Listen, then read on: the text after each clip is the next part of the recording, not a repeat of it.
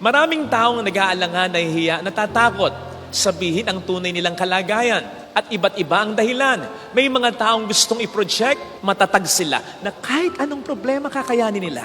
May mga tao na gustong i-project, lahat ay okay sa kanila, lalo na sa kanilang pamilya. May mga tao naman na gustong i-preserve ang imahe ng kanilang pamilya. Kaya hindi sinasabi sa iba ang problema dahil ang problema pala ay isang miyembro ng pamilya.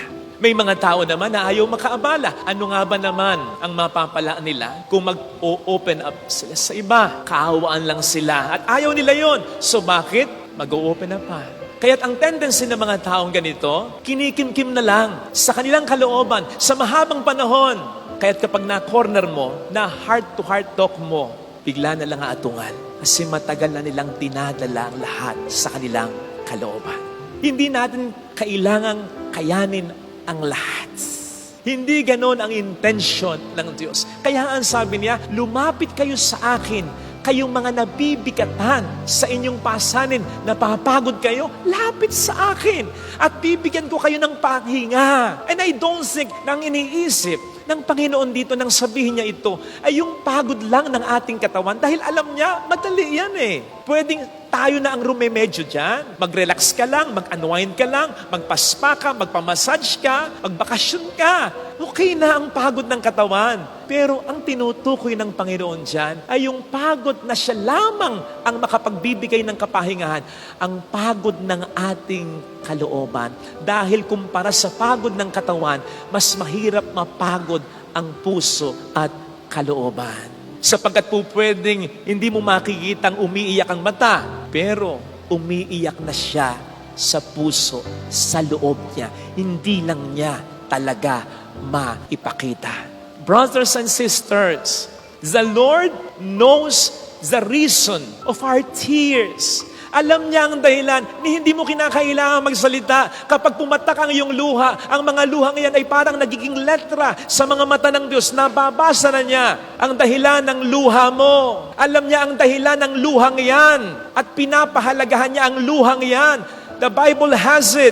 God collects our tears in a bottle. Ilalagay niya, kinukolekta niya ang ating mga luha at inilalagay sa isang botelya. Anong ibig sabihin niyan? Pinapahalagahan niya ang luha mo sapagat alam niyang hindi basta-basta papatak ang luhang yan. Kung hindi mahalaga ang bagay, lalong-lalo na ang tao na dahilan ng pagpatak ng luhang yan. Umapatak lang naman ang luha ng kusa dahil sa isang bagay lalo na tao na mahalaga para sa iyo. At hindi lang alam ng Panginoon ang dahilan, hindi lang pinapahalagahan ng Panginoon ang luha na yan. To top it all, Book of Revelation, He will wipe away our tears. Papahirin niya ang luhang yan. Sapagkat walang matinong magulang ang magnanais na nakikitang laging umiiyak ang kanyang mabuting anak. Yung kanyang masamang anak, ayaw niyang umiiyak. Ikaw pa ba na nagpapakabuti niyang anak? Luke 11 verse 11. Kung kayong mga makasalanang ama ay ganyan sa inyong mga anak, how much more your Father in heaven? Kung ikaw na makasalanan, kahit makasalanan yung anak mo, ayaw mo umiyak, ang Diyos pa kaya na mabuti, na ayaw niyang umiyak kahit ang anak niyang makasalanan, lalong-lalo na ang anak niyang nagsisikap na mamuhay sa kabutihan. And so do not be afraid to cry. Buti pa nga po nung bata tayo eh. Hindi tayo nahihiya, natatakot na umiyak eh. Bagyang kibot, iyak. Iyak ng iyak. Bakit? Kasi hindi pa natin kayang magsalita. Pero sapat na yung iyak na yon para mataranta ang ating mga magulang tagapag-alaga para tugunan ang ating mga pangangailangan. Kaya't ang bata, madalas mang umiyak, sandali lang. Kasi nasusolusyonan agad. Eh kung bakit, kung kailan tayo tumanda, na nakapagsasalita, mas nagkaroon ng maraming problema. Mas nagkaroon ng maraming mga dalahin, alalahanin sa buhay. Kaya ayaw mong magsalita para humingi ng tulong, para dumaing, para sabihin ang tunay na sitwasyon. Hindi ko na kaya yung ginagawa mo. Pwedeng maubos ang pasensya ko. Masyado mo na lang akong minamaliit. Asawa mo ko. Pressured na pressured ako. Ang taas ng expectation niyo. Wag mo naman akong ikumpara kay ate. Iba ako. ayaw mo magsalita. Isip tuloy nila, okay ang lahat sa iyo. Tapos magbibisyo ka, magre-rebelde ka, magpapakamatay ka, para kang tanga. Sabihin mo muna, sinabi mo patay ka na. Pwede ka naman tulungan dumaing ka lang. Sadyang may mga taong hindi madaling makaramdam.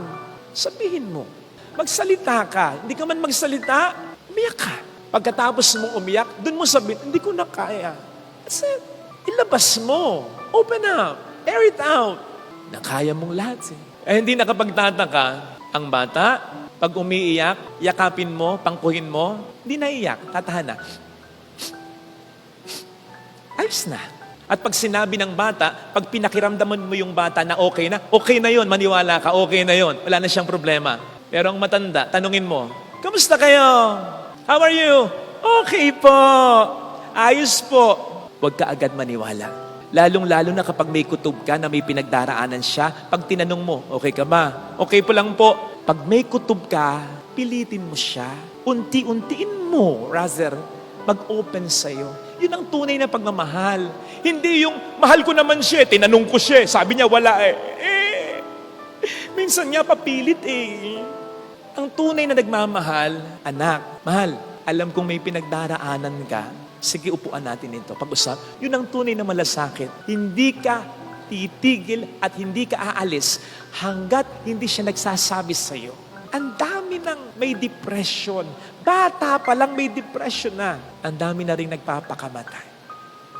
Huwag na nating dagdagan.